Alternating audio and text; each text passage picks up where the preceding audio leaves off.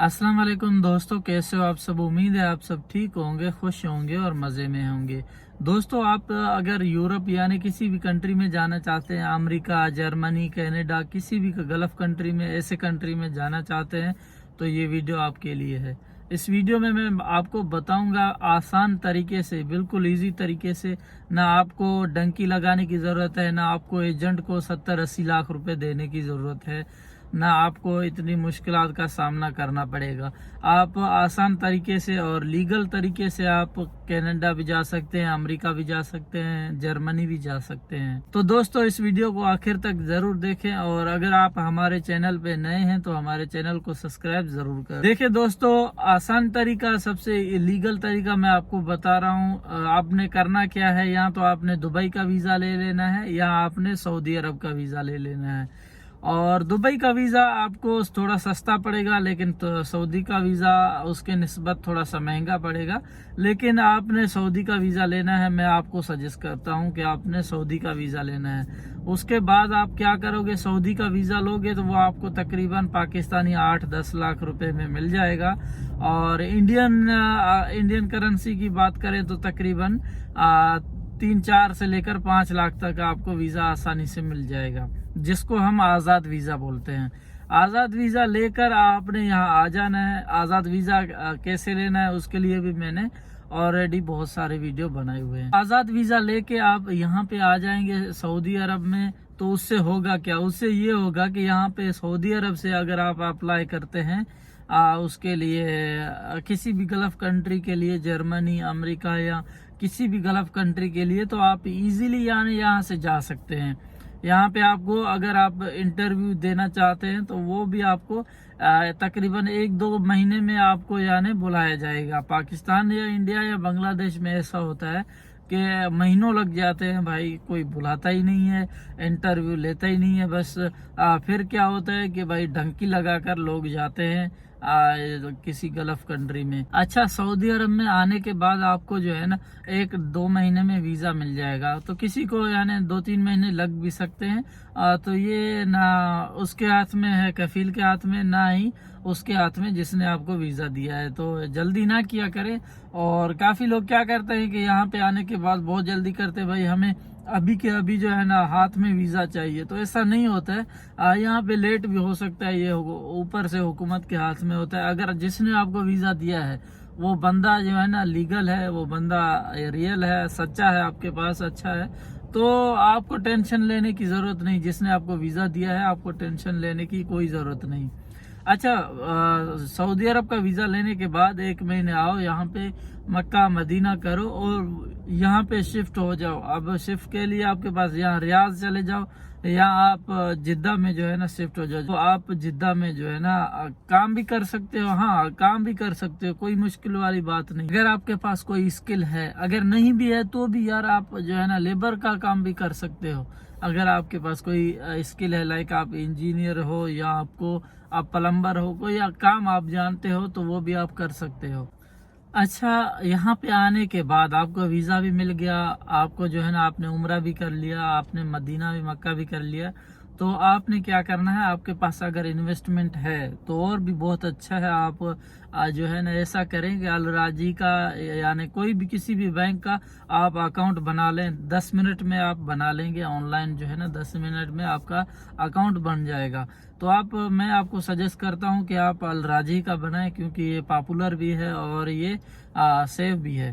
तो इस वजह से आप अल राजी का बना लें, वो बहुत अच्छा बैंक है। उसके बाद क्या करना है कि उसमें जो है ना इन और आउट पैसे डालने हैं, कि यानी अपने दोस्त रिश्तेदारों से को कहना है कि भाई 1000 रियाल भेज दो, भाई 500 रियाल भेज दो, फिर आपने उनको लौटाना है 1-2 दिन में। यानी ऐसा कोई सिस्टम करो ताकि अगले को लगे, जो जहां तुम इंटरव्यू देने जाओगे ना, उनको लगे कि भाई ये रियल बंदा है और ये यहाँ का रहने वाला है और ये अच्छा खासा पैसे भी हैं उसके पास। तो ये आपकी जमानत है कि ये तो आप जो है ना भागोगे नहीं, यानी वहां से यानी वापस आ जाओगे सऊदी अरब, और यहाँ से जा रहे विजिट के लिए तो विजिट करके यहाँ पे आ जाओगे।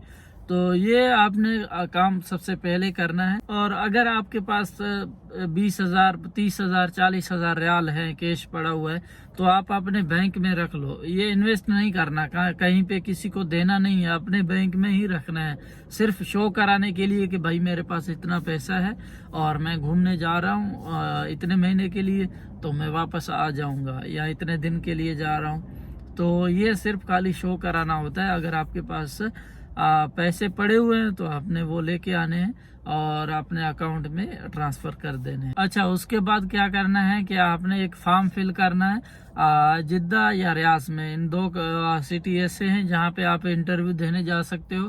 तो फॉर्म फिल कर देना है आपने। अगर आपको फॉर्म फिल करना नहीं आता तो आप किसी को हायर कर लो जिसको फॉर्म फिल करना आता हो। भाई हम काम ये नहीं करते, लेकिन अगर जिसको आता है आप 10-20 रियाल दे देंगे उसको, वो आपको इजीली अच्छे से वो एक फॉर्म फिल करके देगा और उसके बाद आपको इंटरव्यू के लिए बुलाया जाएगा। देखो, मैंने पहले भी बताया कि पाकिस्तान, इंडिया या बांग्लादेश में आपको इंटरव्यू के लिए बुलाया जाता है, लेकिन उसमें टाइम लग सकता है। सऊदी अरब में आपको टाइम नहीं लगता क्योंकि ये एक मजबूत कंट्री है और यहाँ के लोग जो है ना अमेरिका जाते भी हैं आते भी हैं, तो इनको ज्यादा रोक टोक नहीं होती, इनसे ज्यादा सवालात नहीं होते। अच्छा, उस फॉर्म में लिखेंगे क्या? उस फॉर्म में वही लिखेंगे जो आप रियल में हो भाई, कोई भी चीज गलत या कुछ अलग से नहीं लिखना वहाँ पे। जो आप रियल में हो वही वहाँ पे लिखोगे, फॉर्म में फिल करोगे। ऐसा नहीं कि आप बड़ी बड़ी और मोटी मोटी बातें कर दो और वहाँ पे जाओ तो वो कुछ और हो। तो ऐसा करने से आप जो है ना फेल हो सकते हैं, आपको जो वीज़ा है वो नहीं मिल सकता। तो इस वजह से जो आप रियल में हो वही जो है ना वहाँ पे फिल करना है। तो भाई इंटरव्यू देने जब जाओगे तो वहाँ पे सीधे सीधे सवाल होंगे आपसे कि आप भाई कितने दिनों के लिए जा रहे हो, कहाँ जा रहे हो। तो इस वजह से आपने क्या करना है कि सारे लोकेशन याद कर लेने जहन में, जितने भी नाम हैं, जो भी होटल हैं, जो भी जगह यानी आप विजिट करना चाहते हो अमेरिका में, वो सारे जहन में याद होने चाहिए, ताकि वो अगला पूछे कि भाई कहाँ जाओगे अमेरिका में, तो आपने वो सारी चीज़ें बता देनी है कि भाई मैं यहाँ पे जाऊँगा, विजिट करूँगा, घूमूंगा फिरूँगा और वापस आ जाऊँगा। तो आपको पाकिस्तानी पासपोर्ट पे 5 साल और इंडियन पासपोर्ट पे 10 साल का वीज़ा दिया जाएगा और उसके बाद आपने जाना है अमेरिका और वहाँ पे जाके आप कुछ भी कर सकते हैं। और ज़्यादातर लोग यही करते हैं कि वहाँ पे जाके या वापस नहीं आते, भाग जाते हैं, यानी वहाँ पे काम करते हैं। फिर वो आपकी मर्ज़ी है, आप आओ या ना हो, लेकिन आ जाओ तो अच्छी बात है। अगर नहीं आना चाहते हो तो वहाँ पे काम कर सकते हो आप। तो इस तरीके से आप इजीली जो है ना वीज़ा ले सकते हैं अमेरिका का, और कोई मुश्किल वाली बात है नहीं। और ज़्यादातर हमारे भाई क्या करते हैं कि भाई डंकी लगाते हैं, कश्तियों में जाते हैं, कितने मुश्किलात उठाते हैं, और उसमें ये होता है कि यानी 80% जो है ना आपके चांसेस हैं नुकसान के, आपकी जान भी जा सकती है इसमें। तो उससे अच्छा नहीं है कि ये आप रास्ता अपनाएं। आपके 10-12 लाख रुपए लगेंगे, आप इजीली जो है ना अमेरिका शिफ्ट हो जाएंगे, कनाडा चले जाएंगे, जिस भी कंट्री में आप जाना चाहते हैं, यहाँ से सऊदी अरब से आप इजीली चले जाएंगे। तो ये जो आपके पास 60 लाख, 70 लाख, 80 लाख रुपए हैं, आप एजेंट को देने के बजाय यहाँ पे आके बैंक में शो कराओ, इनको सिर्फ शो कराओ और आप चले जाओ और अपने पैसे खुद इस्तेमाल कर सकते हो। आप उनको क्यों देते हो, आप एजेंट को क्यों देते हो? तो दोस्तों ये थी आज की हमारी वीडियो। उम्मीद है ये वीडियो आपको पसंद आई होगी।